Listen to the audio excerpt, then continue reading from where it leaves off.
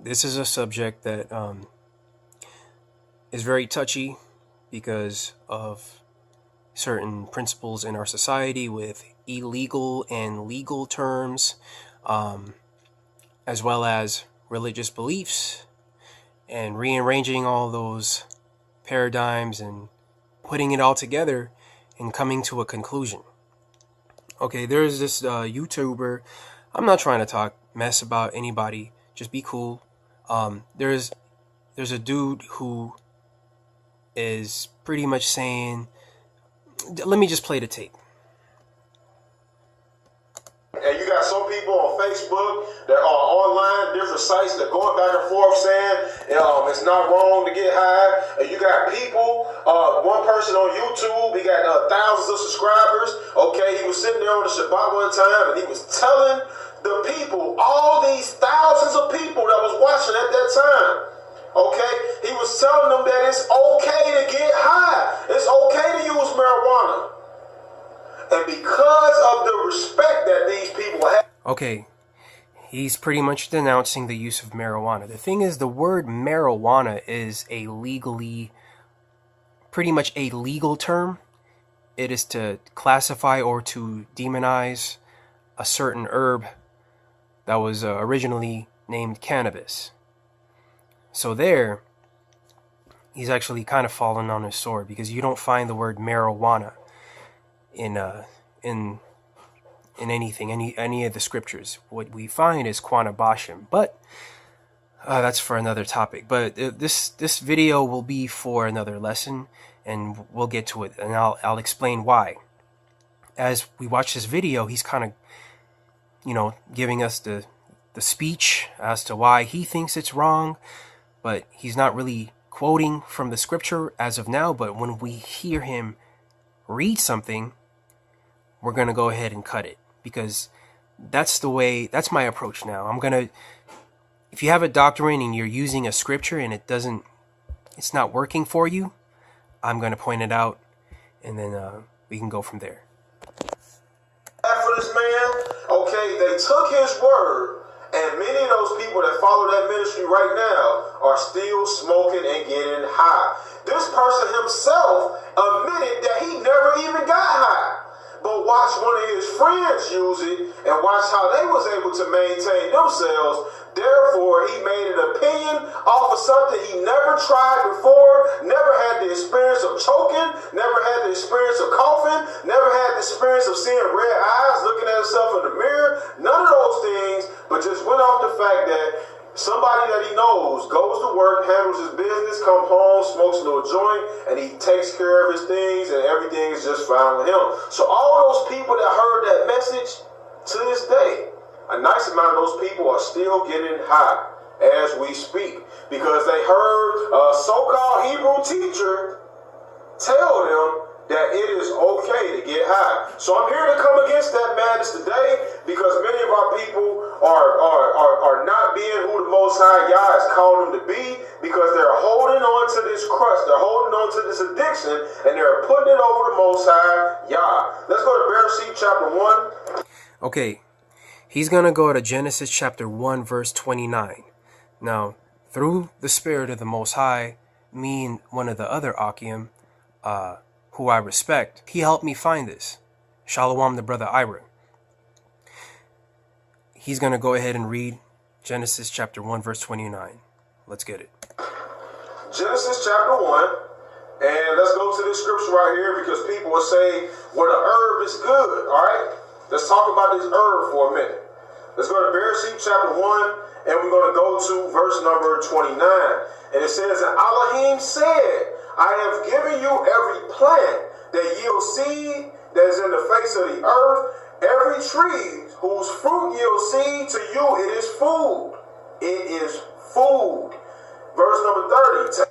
Okay, he's pretty much right. Let's keep reading. Every beast of the earth, and to every bird of the Shamayim, and to every creeping creature on the earth, in which there is the breath of life, every green.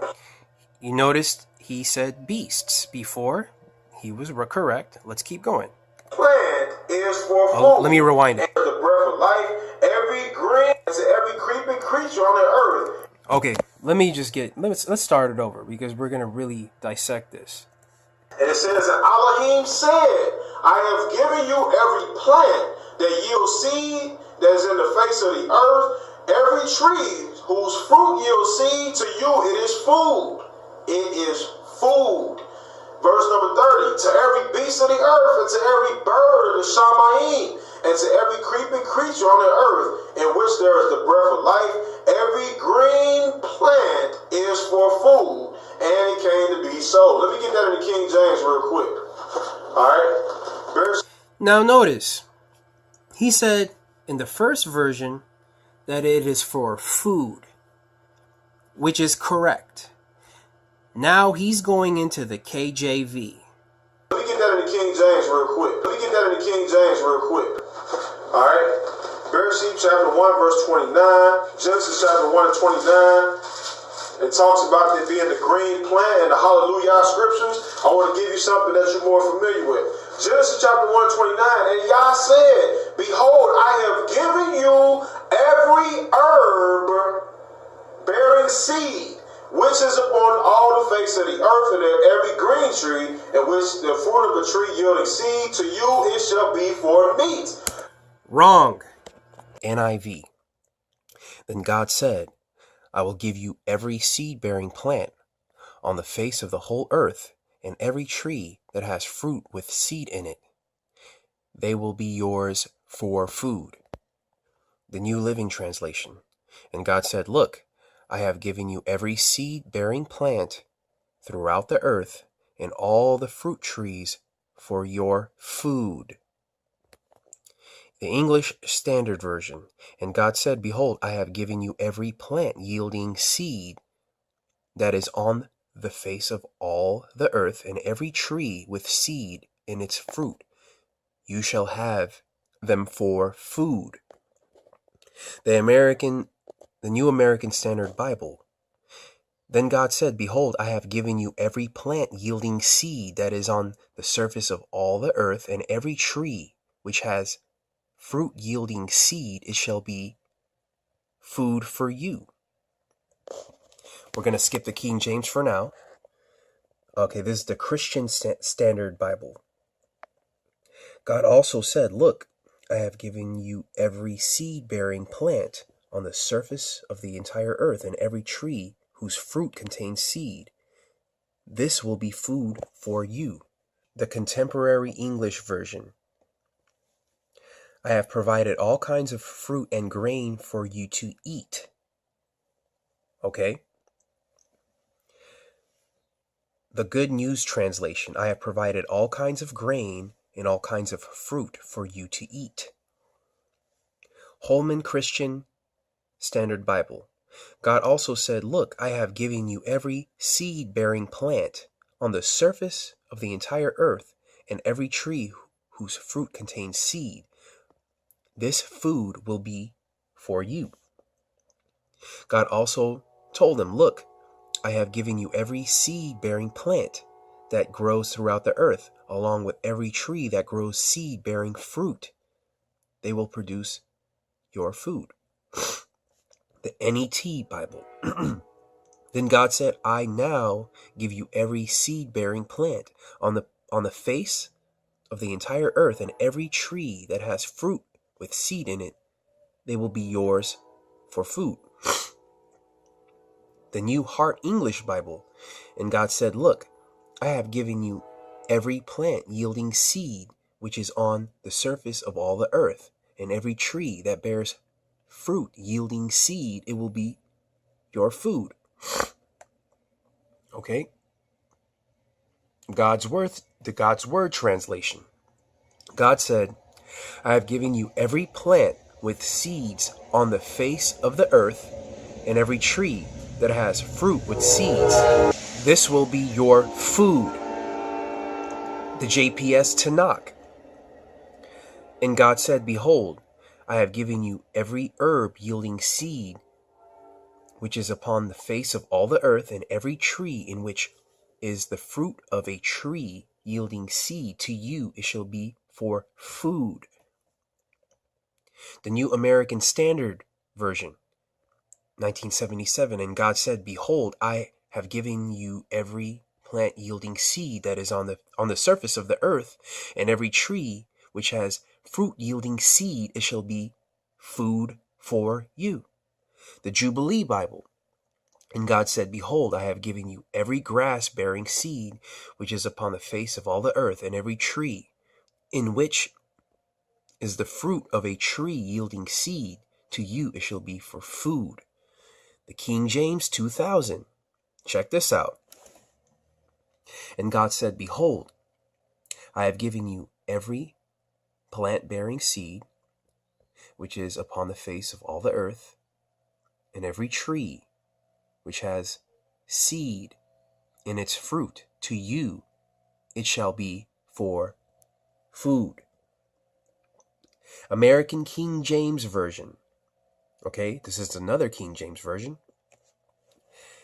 And it says, "And God said, Behold, I have given you every herb-bearing seed which is on the face of all the earth, and every tree in the which is the fruit of a tree yielding seed, to you it shall be for meat."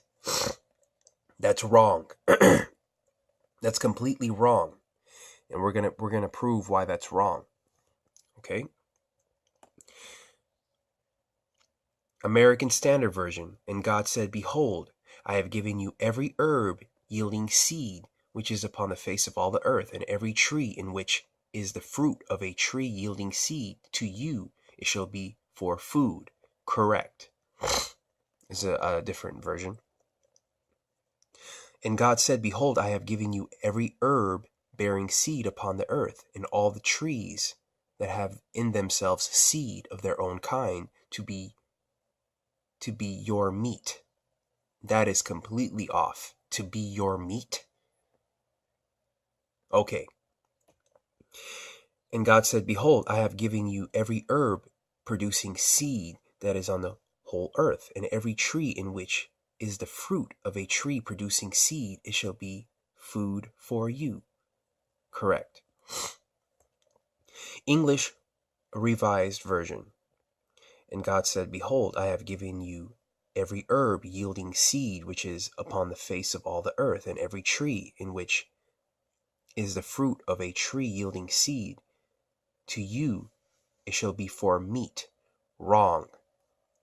The Webster's Bible Translation.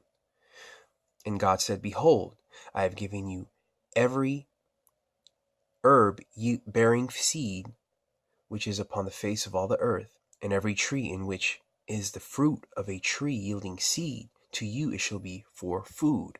Correct.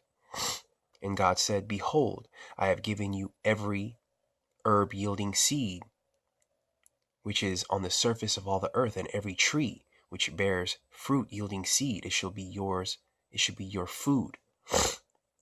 And God said, "Lo, I have given you to every herb sowing seed which is upon the face of the earth, and every tree in which is the fruit of a tree sowing seed, to you it is your food." Out of all these translations we read, the majority of all the translations render the word food. Now we're going to go ahead and dig into the King James Version and explain why it's wrong that they're using it for meat. They're using meat as a translation, which is incorrect.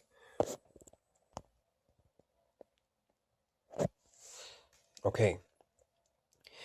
Genesis chapter 1, verse 29. And God said, "Behold, I have given you every herb bearing seed, which is upon the face of all the earth, and every tree in which is the fruit of a tree yielding seed, to you it shall be for meat." Now that is completely wrong, and we're going to explain why. Zerah, Zerah. Zerah is to plant. Zerah, seed. It's interchangeable. Seed, plant, plant, seed. La, for. Kam, accordingly. Yahaya, established or existing. For, eating or to eat. Akal, akala. Now let's get it in the lexicon. Okay. A call, okay, to eat, to devour, the eater, to eat, a land, a field, a vine, is used for to eat, its produce or fruit, to devour sacrifices, to take food, okay, to take a meal, to dine, or sup, to feast, to devour, to eat one's own flesh. Now, this is the word to eat one's own flesh does not include the flesh. It just means to eat, just in general, to eat. And we're going to prove why the word meat is an improper translation. We're going to prove that with the scriptures. Okay, a call to devour, to consume, to enjoy.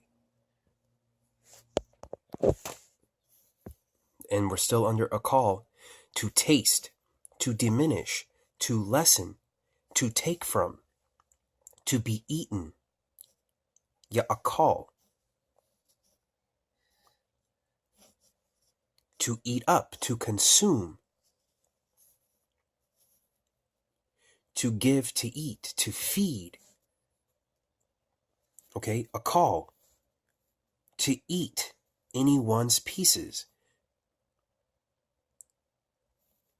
to accuse him, to culminate him. In eating, a devouring, to eat.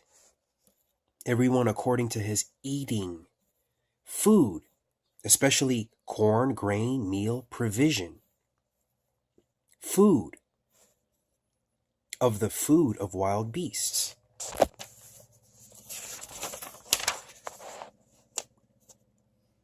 A kala, food, of the food of wild beasts. Now, we're going to explain this, okay? Food of fire.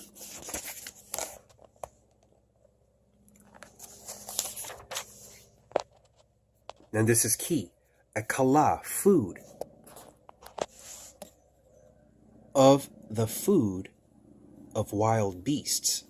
And you see here they use Genesis 1:29. We're going to go into the analytical. A call to eat up, to devour, to consume, to enjoy.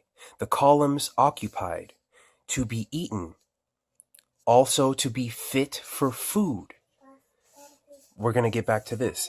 Consume, to be consumed, to give, to eat, to feed, to cause, to consume. And eating, the act of eating food. Okay, a kala, food, meat, wrong. This is wrong, and I'm going to explain why. Okay? A call means also to be fit for food. Now, do you remember the original question? Is all food meat and all meat food? Is all food meat and all meat food? Okay, let's recap. Akala, from the root word akal, to eat up, to devour, to consume, to enjoy, to be eaten, to be fit for food, right? Key word, to be fit for food. Is all food meat? And is all meat fit for food? The answer is no. Leviticus chapter 11. The Most High spoke to Moses and Aaron. Okay, let me read it in the King James. And the Lord spake unto Moses and to Aaron, saying unto them, Speak unto the children of Israel, saying, These are the beasts which ye shall eat among all the beasts that are on the earth. Whatsoever parteth the hoof, and the cloven foot, and cheweth the cud among the beasts, that shall ye eat. Okay? And the word eat is a call. You see? It doesn't mean meat. Let's get that again. Whoever so parteth the hoof and the cloven footed and cheweth the cud among the beasts, and the word beasts is kai, which also means life, living things, or animal. A call to eat, that ye shall eat. Nevertheless, these shall ye not eat. You do not a call. Okay? Of them that chew the cud, but divideth not the hoof, he is unclean to you. Again, a call means to be fit for food. In Leviticus chapter 11, it explicitly tells us that there are certain types of meat, certain types of animals that are not fit for food. Nevertheless, these shall ye not eat of them that chew the cud, or of them that divide the hoof, as the camel. The camel is not to be eaten. It is not fit for food, because he cheweth the cud, but divided not the hoof. He is unclean unto you. Okay, let's start all over. Is all food meat? Possibly. And all meat food? No. Not all meat is fit for food. So the fact that Genesis 1:29 is saying that the word akal means meat, that is a mistranslation. All right. I just wanted to make this a really short lesson, short and sweet. I'm showing you in the books. I'm not giving any opinion. And another thing, Quanabashim.